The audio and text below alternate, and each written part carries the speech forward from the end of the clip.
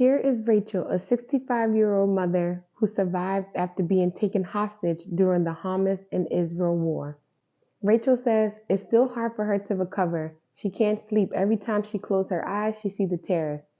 She said her and her husband are sleeping at her son's house. She can't go back to her house. There's no real house anymore. She remembered all the blood that was in it at the end when they finally got me out of it. It's hard for me to see myself going back there again. In an interview, Rachel described how she prevented Hamas terrorists who invaded her home from killing her and her husband. During the 17 hours she and her husband were both held hostage in their home, she managed to deceive the terrorists, spoke to their hearts, and even offered them tea, coffee, and cookies. Rachel's oldest daughter says her mother would cook for everyone, uncles, neighbors, and friends. Anyone who was hungry, they knew they could come to Rachel's house. 3 squads of terrorists roamed the city and opened fire on civilians. 5 terrorists who escaped from the police forces are the ones who entered Rachel's house. The police forces surrounded the house but knew that breaking into it could lead to the couple's death. So the police, led by the rescue unit, stood at the door of the house trying for long hours to negotiate with the kidnappers while the couple was locked upstairs. Rachel says, at first I thought they would kill us spot on. I grabbed my husband's hand and told him, come sit next to me, and whatever happens will happen. Then I told them I need to go downstairs to inject myself with insulin. They agreed. 4 of them stayed upstairs with David, and 1 went down with me, pointing a grenade. One of the terrorists said to me, you remind me of my mother. I told him, I really am like your mother. I will help you. I will take care of you. What do you need? After injecting myself with insulin, I pretended to pass out on the chair. The terrorist who spoke to us in a combination of Arabic and Hebrew said to me, come on, come on. He said to him, no. Do you want us to release her? Bring us some prisoners in return. The officer said, I promise you I will do it. Just release her first. The terrorist who saw Rachel's open her eyes ordered her to go up to the 2nd floor, and she didn't want to. She told him that she didn't feel well and that she needed air, but he insisted she went with him. Rachel had a plan to say every half hour that she had to pee and need to go downstairs.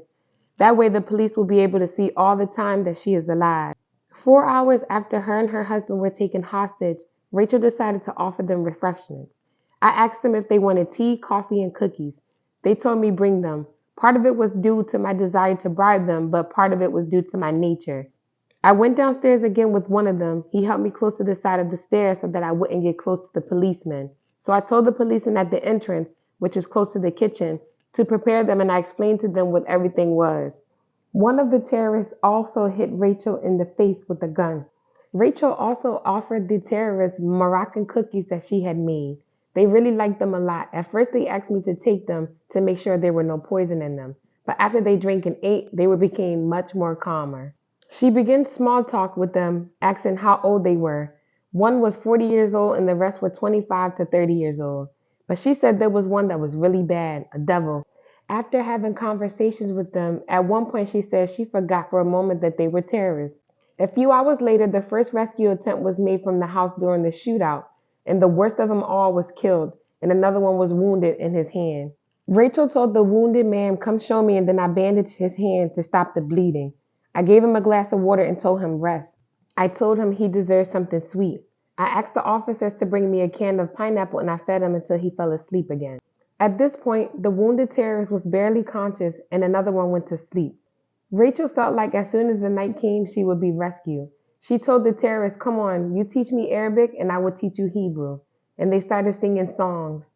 Around 2 in the morning, after 17 hours as hostages, another rescue operation carried out that led to the release of the couple, during which the terrorists were killed. Thanks to the fact that her son sketched the house for the police, they knew where they could enter to surprise the terrorists. Rachel was called a hero, but she told the soldiers that she really didn't feel like a hero. They were the heroes and the police were. She said thanks to them, she was saved.